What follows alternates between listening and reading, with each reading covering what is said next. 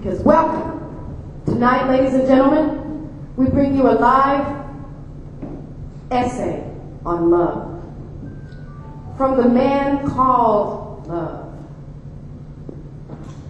May these messages encourage you to love and care for one another always.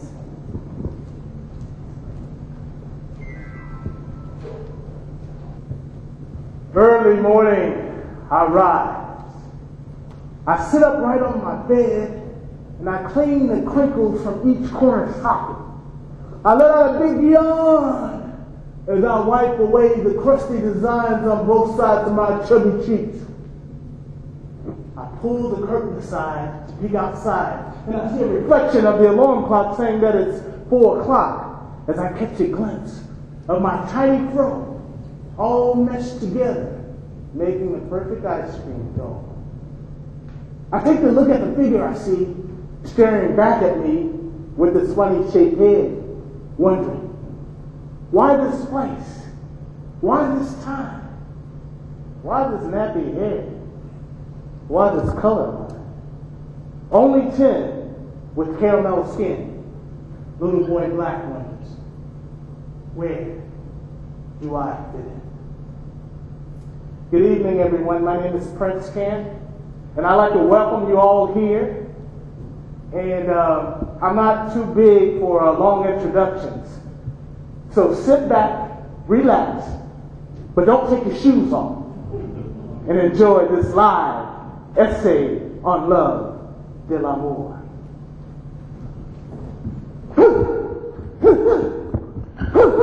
I got to get out of here. One smart enough to get an academic scholarship. One good enough to get a football scholarship.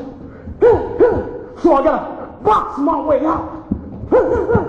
I gotta box my way out of this box.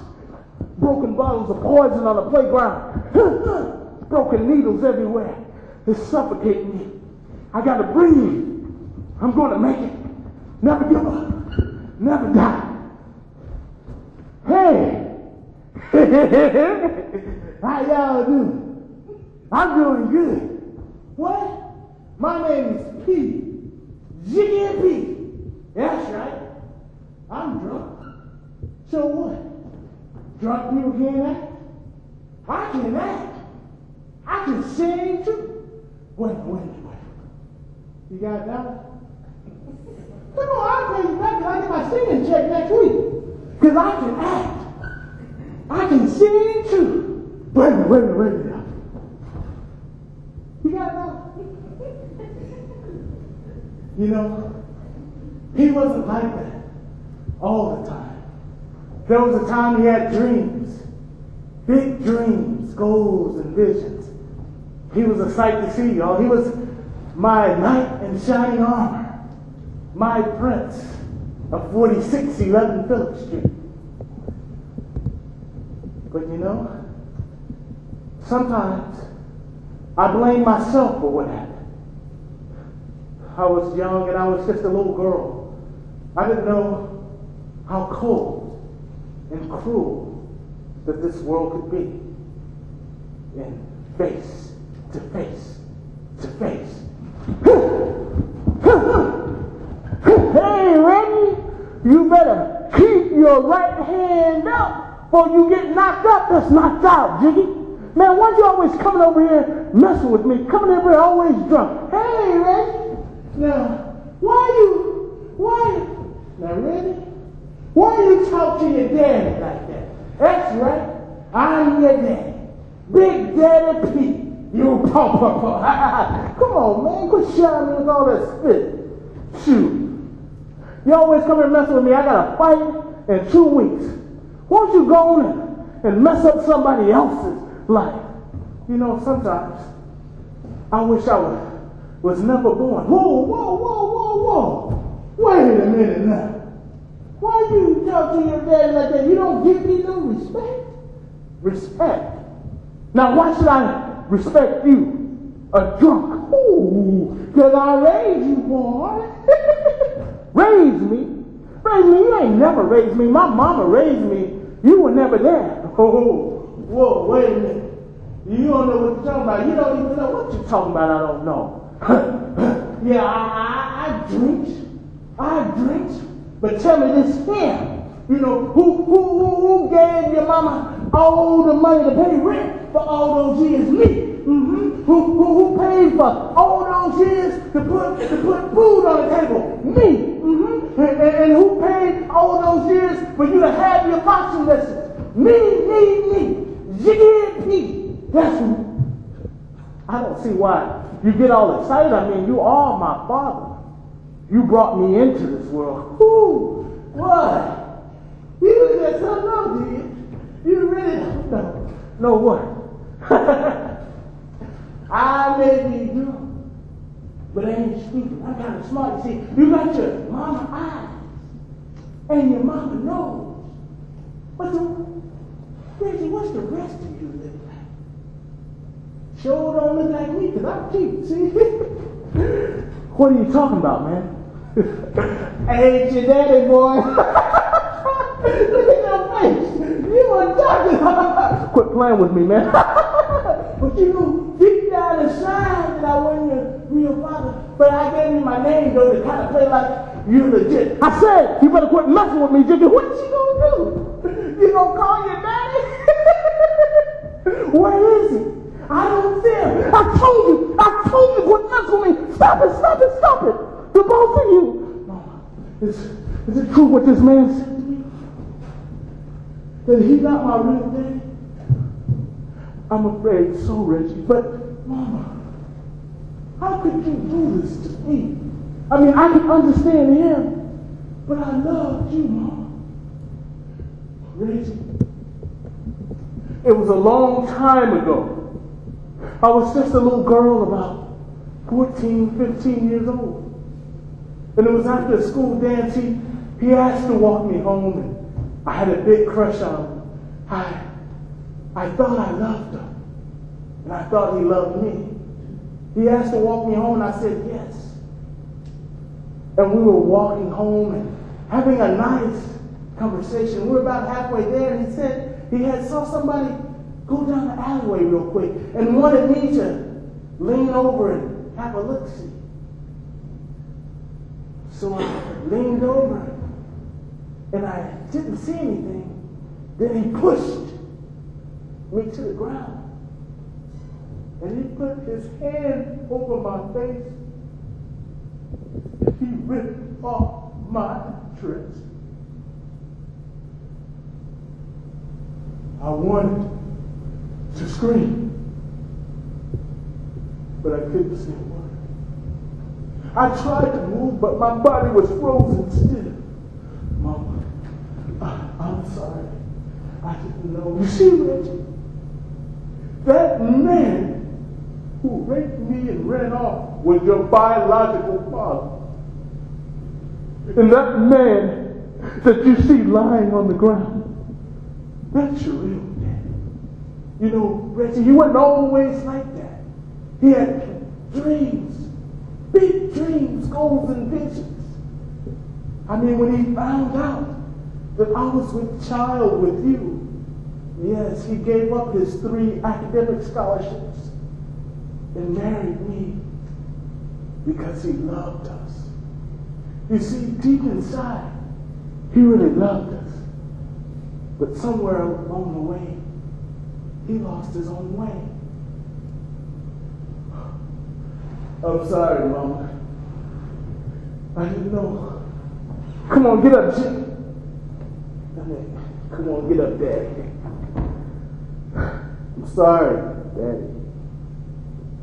I didn't know. I love you, but I'm not going to be like you. Because I have dreams, big dreams, goals, and visions.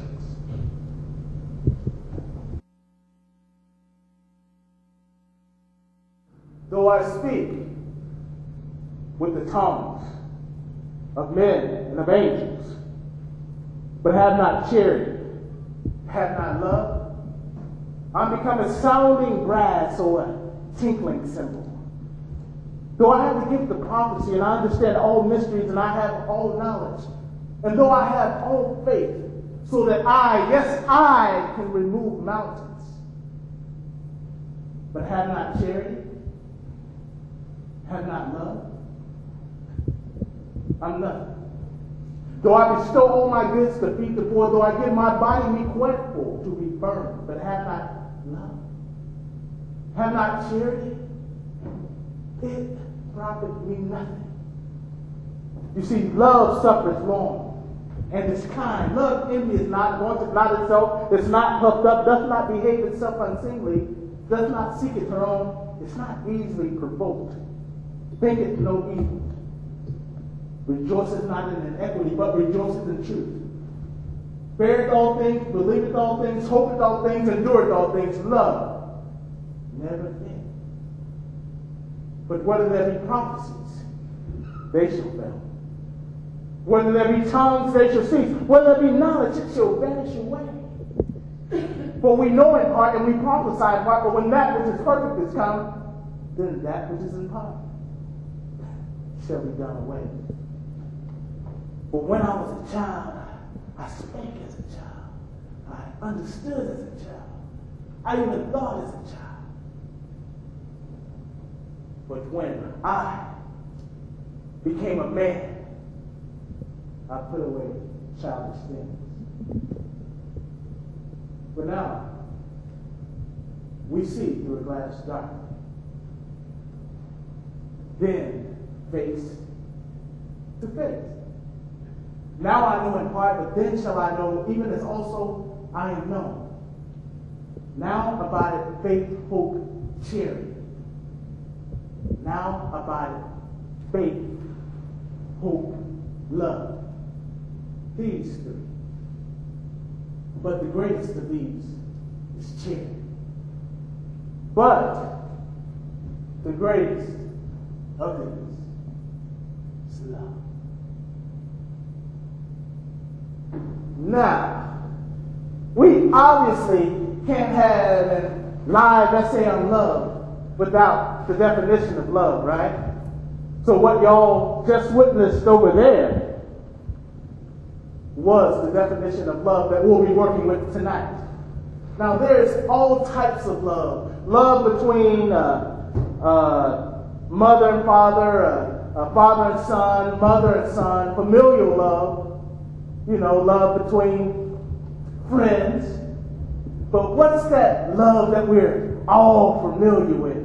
When you first found that significant other, y'all remember how you felt? I remember how I felt. My wife back then, I didn't know she was going to be my wife, but when she used to walk past me, she used to leave the scent of her perfume. It smelled so good, it made my baby toe curl up threefold. Shoot, it turned me into Shakespeare. I'm serious. Y'all know y'all got like that too. When you just met somebody and you couldn't wait till that next Friday to probably meet them at the club. You had to sit home and you had to write them down a little note. And then at the point you go, oh, I got this little poem I wanted to share with you. Probably went something like this. I can't sleep without you by my side. I stare for hours when you're awake.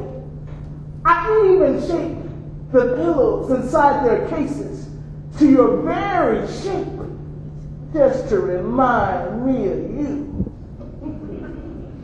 To hear your voice allows me to breathe. To hear your voice allows me to think freely, imagining that everything is possible in this world, just as long as I'm with you. Your flesh intertwined and mine all meshed together is creating one spirit. For when you hurt, I also feel the dagger in my heart. Your touch is one of healing. It provides comfort and support to all those who draw near to you. The infectious being that you are. Infectious with love. Infectious with care. I am so glad that God sent you for me, my lovely Valentine. Y'all know y'all have to say Valentine. Because if you just say Valentine, yeah, that means your nose ain't wide open. See, when your nose is wide open, you really want it, you just have to, Valentine. Ah. You know, I used to look at Bruce Lee, you know, when he goes, Valentine. Y'all remember the first time y'all met y'all significant other? I remember the first time I met my wife. I won't forget it. I met her at a club, y'all. Up on the other side of Riverside, y'all. The club was called Cocktails. Yeah, I used to go there. Some of y'all was there the night I met her. Y'all know who y'all are. Met at Cocktails. We weren't even supposed to be there that night. She was there trying to welcome her niece off because she was going to the military. And I was there, you know, trying to celebrate my best friend. He was just graduated from the University of Texas. And, you know, we were just celebrating. Wasn't even supposed to be there. But when I walked in the club with my high yellow pants and my colorful jacket, you know, I had a little throw, but it was cut in the shag. It was in style, though, because the Cosby Show was still on. So, you know, I was all decked out. I walked in the club. I looked straight into her eyes. First thing that I saw was love at first sight. Inside my heart went, I need her. It wasn't like I need to talk to her or anything like that, or I want her, I would like to talk. My heart just went, I need her. But you see, I was kind of shy back then, y'all, so I had to get liquored up a little bit. And yeah, I admit I drink high. I figured if I drank enough, it'll build up my confidence. That's the way I thought back then. So I was drinking, you know, my confidence was building. And just when it was about built up, I was going to talk to her, but then I saw this big burly guy standing right next to her. Y'all got to understand, I didn't know if she was with this guy. So I had to get a couple of more drinks. So I drank a couple of more drinks, and then I was determined. I looked right at her, and I walked right up to her, and then I turned to him. I didn't say, can I, or may I? I said, look, I need to talk to her. Then I turned to her and I went, mi nombre es Príncipe Campo. ¿Quieres bailar conmigo? For those of y'all don't know, that means my name is French Cannon. Would you like to dance with me? So all in one action, y'all. See the big burly guy that did dance some more? Whew, I spot my target. My eyes locked into her. Excuse me, I need to speak with her. Mi nombre es Príncipe Campo. ¿Quieres bailar conmigo? And you know, she said yes. And I said good, because that was about all the Spanish I knew then. And I mean, she had my nose wide open. She had me, I was so infatuated with her, I just wanted her bad. Only a couple of minutes that we danced, you know, she had me so bad. I confess, I asked her permission if I could kiss her. Have you ever done that? That's just the craziest thing. She had me so wound up. I mean, we danced all night, then we were sitting on this purple couch. You know, there comes a time, you know, when the conversation stops. She looks at you, you look at her. Her face gets closer to you, your face gets closer to her. Her nose gets closer to you, your nose gets, can I ask you a question? Can I kiss you? Now that's just crazy. That's crazy love.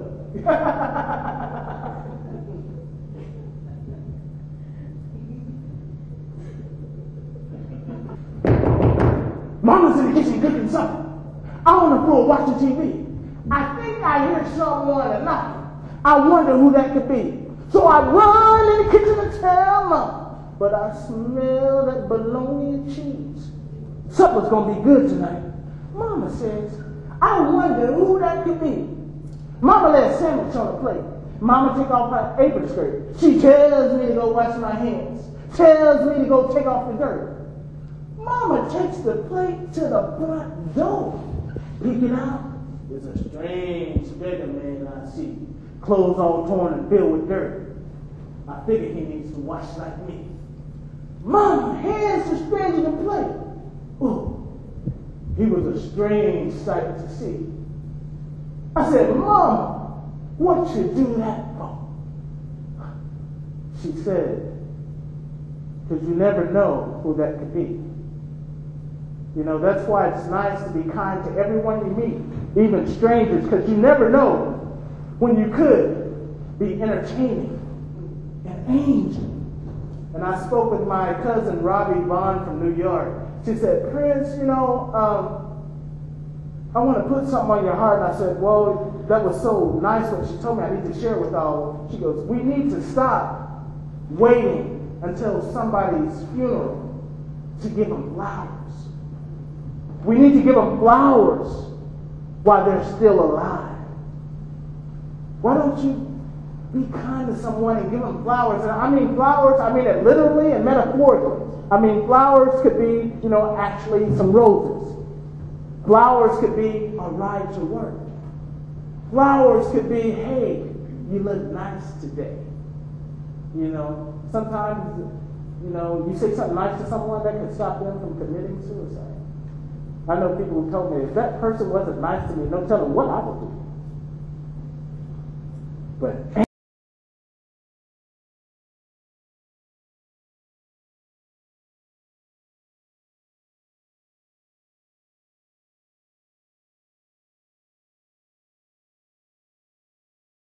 a little girl.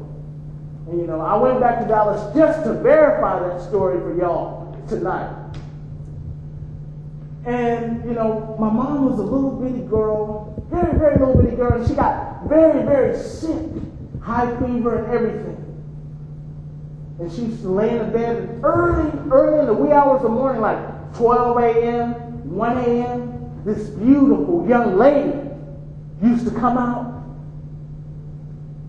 in my mom's room and used to take care of her. Used to, like, rub her head, used to, like, rub her arms, give her medicine and everything. Made my mom feel better. She sung songs to her. And then years had passed. And my mother was about 8 years old. And she was sitting on the couch with her grandmother. And from time to time, they like to look at the old family photo albums, look at picture books, as she used to call them. And they were turning the page and turning the page. And my mom recognized the lady. She goes, oh, Grandma, I know her. Grandma said, child, quit playing. You don't know that woman. Oh, remember I was sick when I was very, very sick with the fever? She goes, child, how do you remember that? She goes, oh, I remember her. She come into my room as a pretty lady, and she made me feel all better. She rubbed my head, and she sang me songs. Her grandmother said, child, you couldn't remember her because that's your mother. And she died a little bit after you were born. Talking about angels. First year of the millennium, 2001. Here on earth, it's the beginning of the end. Where do you want to be this Christmas Day? I wish to be with you. We have seen planes crash and towers fall, many lives lost, and for what cost? As uncertainty glooms all around us, I wish to be with thee. This Christmas, it will never be the same. Incomplete families yearning to fill in the gaps, not knowing how to deal with the new beginning. I wish to be with thee. Music will play and we will sing, children will laugh, and doorbells will ring as presents reveal themselves this Christmas Day. I wish to be with thee. You said that you would come back, and I'm waiting oh so patiently. When you come like a thief in the night, only then will I truly be with thee. Beareth all things, believeth all things, hopeth all things, endureth all things. part of our definition of love. And that's the epitome of what my wife is, y'all. I want to be real with y'all. I feel like part of love is sharing a little bit about yourself. And I like to say, on the flyer, it had that I was a University of Texas graduate with a BA and BA. That's all fine and dandy. But I like to let y'all know that I have a doctorate degree too. And my doctorate degree is in academy hall. You can laugh, go ahead. I know some of y'all know me, go, yeah, you used to get drunk. We know that. Yeah, he ain't lying, believe him. Yeah, but, I used to drink a lot. I mean, I used to get tore up on the floor, and some of y'all had to pick me up. And I know this. I can't sit up here and lie to y'all and say I wasn't affected by alcohol, because I wasn't. Believe me, I'm not judging anybody whatsoever. Because I had this big beam in my eye. Anybody who jumps off a balcony can't talk about nobody else. And I tell you, because I used to get so drunk, I used to get depressed. Real depressed. And I used to say, I won't kill myself. I'm going to kill myself. I always used to do that. And one time my wife called me on it. We were sitting up in our, we were on the second floor. We were sitting up in our apartment. And when you're drunk, you never forget. You never remember what the fight was about. So I can't tell you what the fight was about. All I know, I just said, I'm going to kill myself. I'm going to go out here and I'm going to jump off the balcony. My wife goes, go ahead. I ain't never seen a crazy fool jump off the balcony. And one thing about me is I mean what I say and I say what I mean. If I say I'm going to jump on the balcony, whether I'm sober or drunk, that's one thing about me. I really do what I say. I said, okay, I'm going to jump off the balcony. She said, go ahead. I got to see this. So, for real, y'all, I went outside. I even opened up the sliding glass door. I even stepped outside, and I jumped up on the edge of the balcony. I go, I'm going to do it. She goes, go ahead. So I climbed up, and I really didn't want to kill myself. But if somebody really don't want to kill themselves, they kind of tip over and jump a little bit. No, not Prince. Prince going to stand up on the railings. Prince going to jump in the air. It was silent for a couple of seconds. I just jumped in there. Y'all remember back in the day, those Nestle commercials where the people just jump in the pool and that they're going to land in the water? That was me. Jumping in the air. But there wasn't no water down there. And I hit. Ooh. All the air went out of me.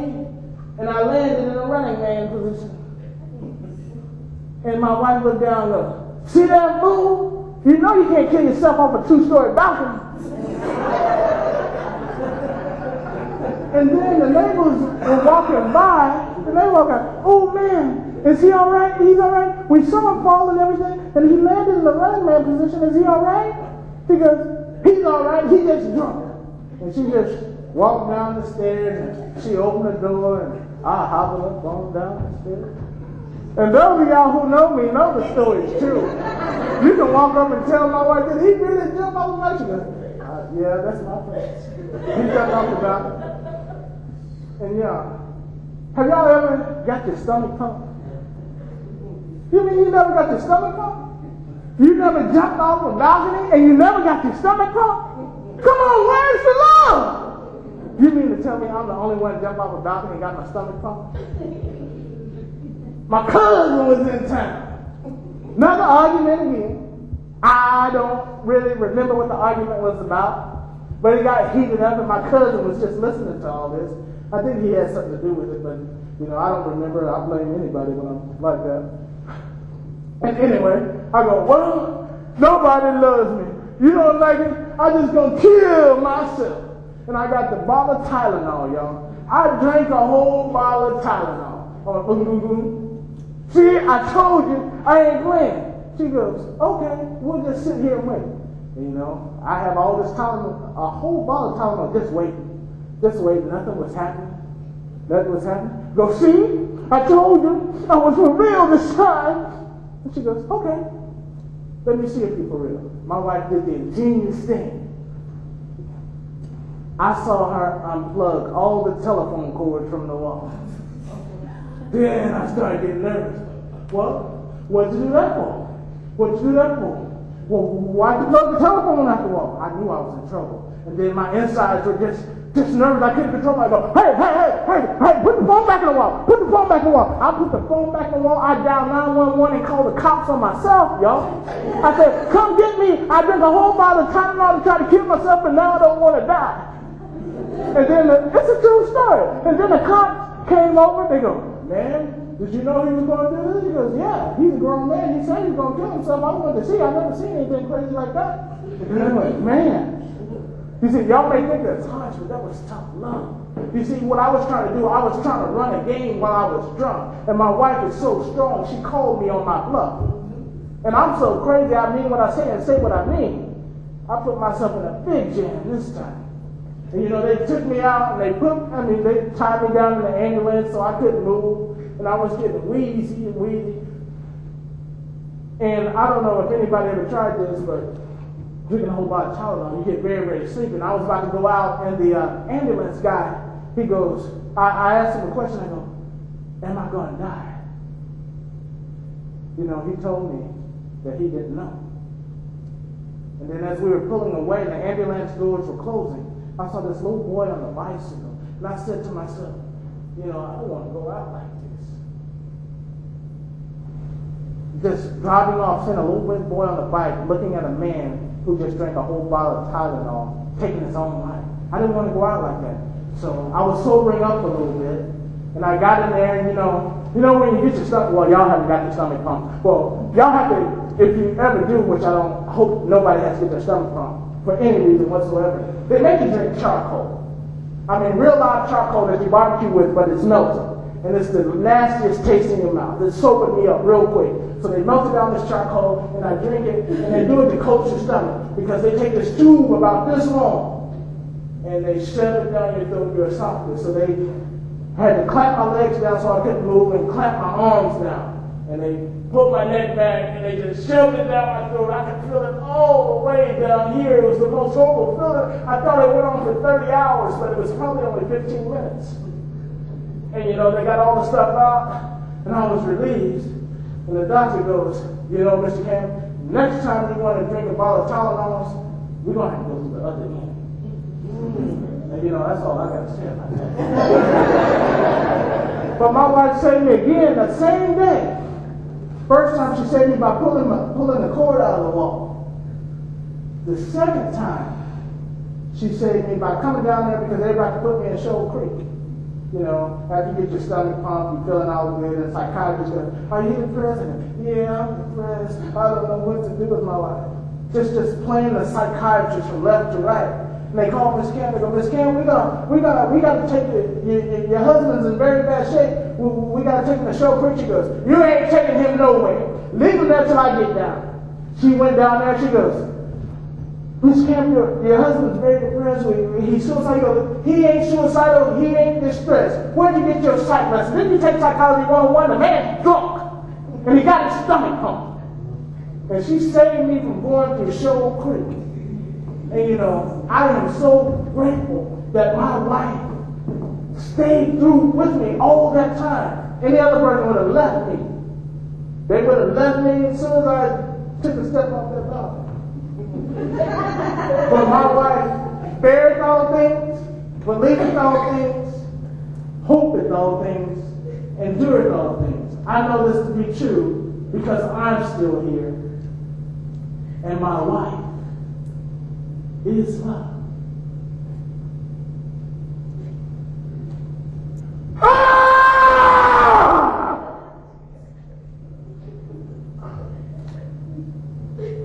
I'm sorry, y'all. I just had to do that. You know, sometimes you have to release all those demons inside you, or they'll build up. And you'll wind up behind bars in a place like this. What? What did you say? What do I miss about being free? Let me tell you. I miss the taste of vanilla ice cream. You know, the way it oozes down the back of your throat and then you catch your brain freeze. You know, the kind that make your left eye go like that.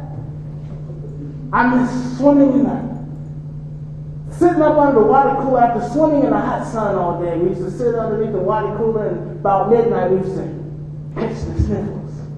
I miss the way the sand feels in between my toes when I used to put my feet in the sandbox on the school ground after school. I miss the many hugs from my mom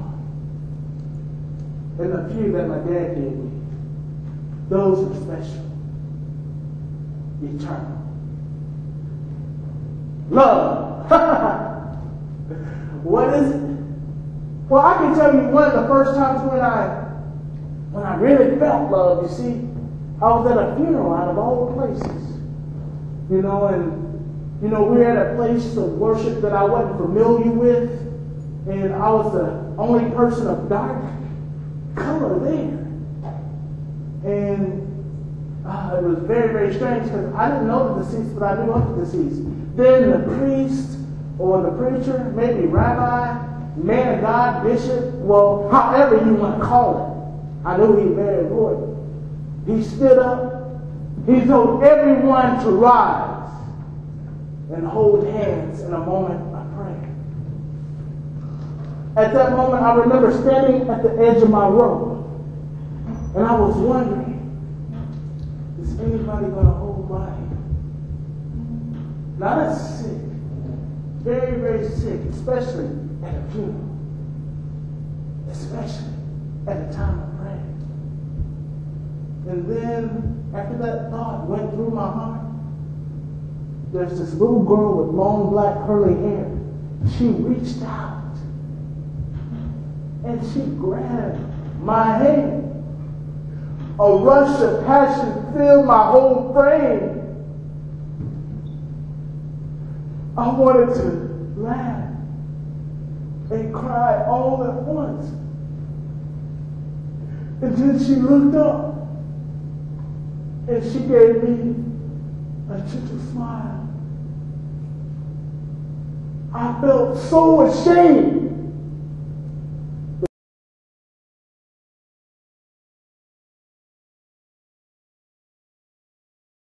Kids around the neighborhood, they call him Cool Pop because he cools like that.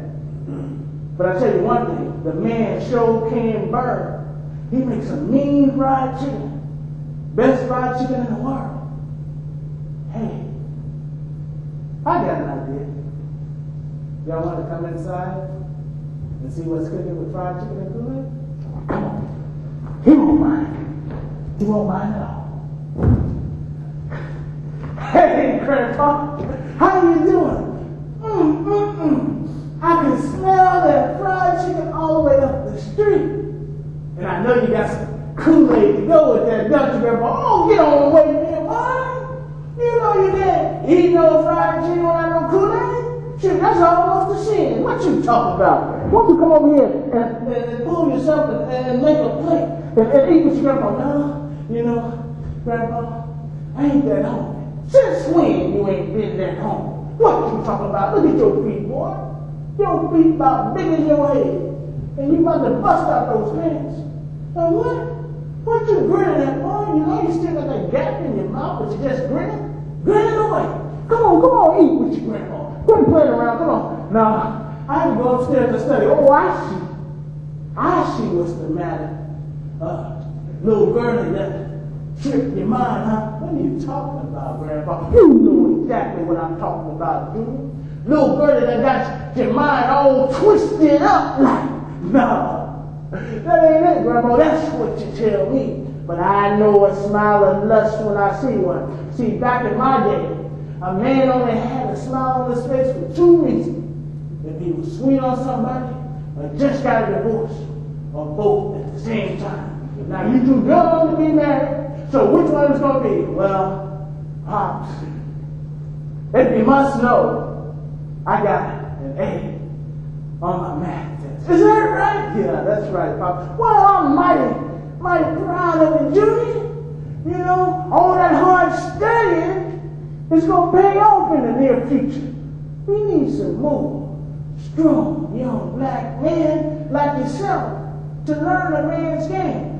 Whoa. Wait a minute. What you talking about? The man's game. Come on, Junior. Junior. Look. You know, Junior, this is a white man's world.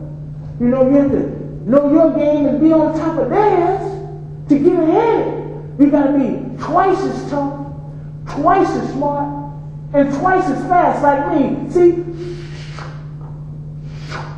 You see, we need more strong young black men like yourself to teach our children so we can be delivered out of this bondage. Bondage? Whoa. You talk about like, Grandpa, you talk like that we still in slavery. We are mental slavery. Oh, have you been in a wine again? Because you know how you get in a wine. No, you just look no. I ain't gonna look. What's the matter? You afraid to hear the truth? Truth is, underneath our skin, we're all the same. Color doesn't matter. You know, Grandma, every time we get in a conversation, you talk about black this, you talk about white this, you talk about Mexican this, Asian this and that. And you know what? I'm just like, oh, come on, Junior. Come down there. Junior. Look. Come on, now come down. Come on, have a plate of chicken and drink some Kool-Aid with your grandfather. Come on now. Okay, all right. Come on now. We pull up a chair here, have a seat. Now, what you want to talk about, Junior? Well, I don't know. Let's talk about the corns on your feet. You know, you really should see a podiatrist. A podiatrist, a foot doctor. You know, you should have just said foot doctor. Need to see no foot doctor. Shoot, my good old razor, dude. Razor. Now, what do you do with a razor? Shoot, I cut them something off. There ain't nothing more better than a fresher pair of corn on his feet. Feet feel so good. Make you feel like you can walk on water. Oh, Pops. This is cool, you know. We're sitting at dinner and everything and eating chicken, about to drink some Kool-Aid, and we're talking about the corns on your feet. Boy, what's wrong with you? See, I believe that old white school done tricked your mind and turned you silly. Now, won't you finish up your plate of chicken and drink some of that Kool-Aid that'll wash your brains out? Talking about corns on the feet, what you talking about? Hey, Junior. I went up to your schoolhouse last Saturday, and I saw that little dance performance that you were in. Really? How'd you like it? Oh, it was quite enjoyable. But one thing, I don't see how you move around in those tight fishing pants. Pop, those are tights. You know, when you do ballet, you have to wear tights. You know those weren't no fishing pants. Oh, ballet. That's what that was. Shoot, I thought only white people did ballet. Pop, you know, nowadays, everybody's doing ballet. Blacks, whites, Hispanics, Asians, everybody. Oh, is that right? That's the truth, Pop. Well, why were you the only black thing on that stage then? No black dot, just pop. Top of my head, I do down there. You know, black thing on that stage. Think I'm crazy, I can see. Hey, Junebug. I bet you have a lot of fun picking up all those pretty little white girls, don't you, boy? You know, it's all right. Well, they look more than all right to me. Well, you see, it's like when you're on stage, you have to make everything look believable. It's kind of like when you used to watch your soap operas. You know, when Jackson gets ready to kiss Erica, you know, the actors have to make sure they make like they love each other so you can believe the kiss. Well, you made more of a believer out of me, son. You got a little bit too close to that girl's too. How's your chicken, son? Well, you know, I only had like a couple of pieces. You've been talking all the time. Oh, Junior, come on now. I got this question I didn't want to ask you. Been burning in me for a long time. Junior, you have any nice lady friends? Nice lady friends? I don't know. Well, what you talking about, Pop? You know exactly what I'm talking about, boy. You have a girlfriend. No, Pop. You sure, Junior? You telling me the truth? You wouldn't lie to me, would you, boy? No, I'm not lying. I do not have a girlfriend. Junior, why do you want to lie to your grandpa? Right straight to his face. Yeah, I seen it. I saw you up there on 5th and Main with that white girl. The one you did that ballet solo with. I saw you up at the soda pop shop, sitting out the same straw. And just 2 days ago, I saw you walking at home, acting all goofy like. And you just sit up there and lie to me. You know, Pop, I just thought you wouldn't understand. You darn right I don't understand. I don't understand why you have to go out and chase after some white girl while there's many beautiful young black women waiting for a man like yourself to come by. But no. See, that's what's wrong with our children today. They don't have no strong black male role models look up to, especially our little boys. Shoot. These are role models that they're in a penitentiary doing drugs or running over white women when they become successful. Now, me, your mama, and your daddy, and your grandma, we sacrificed a lot for where you to be at today. Now, you wouldn't be able to go to this all here white school and do your ballet stuff if it wasn't for folks like us. Now, you wanna throw away all the sweat and tears of all your ancestors. Betraying your own race. You know, I'm not betraying my own. Come on, Pop, listen to me. Boy, you yell at me in my own household. Yes! So listen to me, please.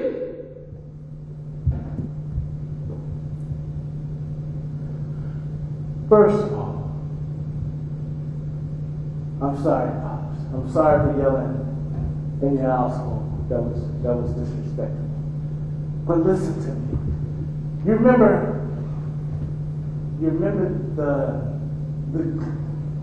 the gloves you won and the golden gloves when you were young? Yeah, I remember. I wouldn't trade those for the world. You see, that's the way I feel about Michelle, Pops. Yes, her name is Michelle and not some old white girl. I wouldn't trade Michelle for the world. Because I'm in love. And to me, love has no color. Because underneath our skin, we all bleed the same. You know, I'm grateful for you, Grandma, Grandpa, my mom and daddy for sacrificing a lot to me where I wouldn't be able to go to this old private school if it weren't for y'all's sacrifices. There's no amount of thanks that I can give you. And I thank you for that. But you say I'm betraying my own race. I'm not betraying my own race because my race is the human race and the human race survives off love. You see, Martin Luther King even had a dream. He had a dream that little black boys will play with little white boys, will play with little Mexican boys, little Asian boys, so forth and so on, and little white girls will play with little black girls, will play with little Hispanic girls and little Asian girls. He had that dream. He had a dream that all races can come together to create something special. That was Martin Luther King's dream. And Pops, my dream is to be with the person I love. You know, I didn't come in this world, I didn't ask to be black. And she didn't ask to be white. So how can you judge us if we love each other? Boy, I tell you, they sure are changing. Yeah, they are. And you're just witnessing the beginning. Well, one thing sure ain't changed. I know that for a fact. I know. Best fried chicken in the world.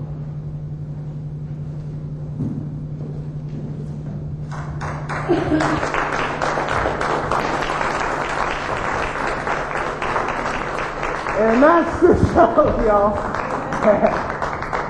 If I could, thank you.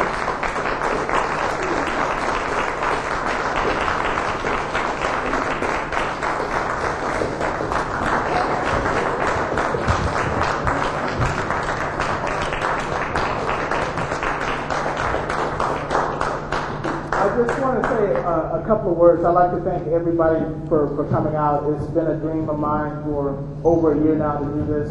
and each one of y'all has helped fulfill a dream in my life, and each one of y'all hold a special place in my heart, because it's not every day that a person gets to live out their dream. And this was one of my dreams, and you know, if I have an opportunity to say this in front of people, I promise my Father above, God who art in heaven, that, you know, I confess the Lord Jesus Christ, He is my Lord and Savior. Because not everybody has the ability to live out this dream. And I know when me and my wife was watching the movie The Passion, she don't know that I heard this, but she said underneath her breath, how could they do my Jesus like this? And I know I'm only here because Jesus died for me. Only reason why I'm here.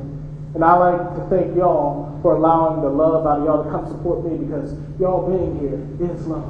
And this is all about love. It's not, and we have a mixed audience, it's not about color. Because I tell you what, if you persecute somebody, you don't like them because they're white, they're black, they're Mexican, or anything. If you don't like them because of the color of their skin, you're not persecuting them. You're persecuting God. Because they didn't ask to come in this world to be the color that they are. I just want everybody to know that, and I want to thank Jonathan Mayberry for doing the lights.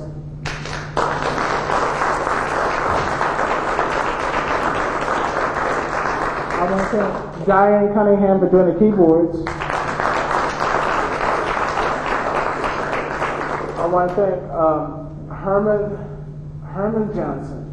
This is a wonderful man. He's doing the film and everything. And if y'all need anything filmed with videotape, he's the man to go to. I mean, last night he was saying, he got in at 11:30. He goes, Prince, I just got in, but I got you tomorrow. He just did a videotape on King Cianera, Sweet 16. So he does all types of videotapes. So he's the man. Jonathan has a lot of youth events. Get with him. I think he has something December 17th. My wife, who's the brains behind Kingdom Peace Productions, she's going to put on a show in April.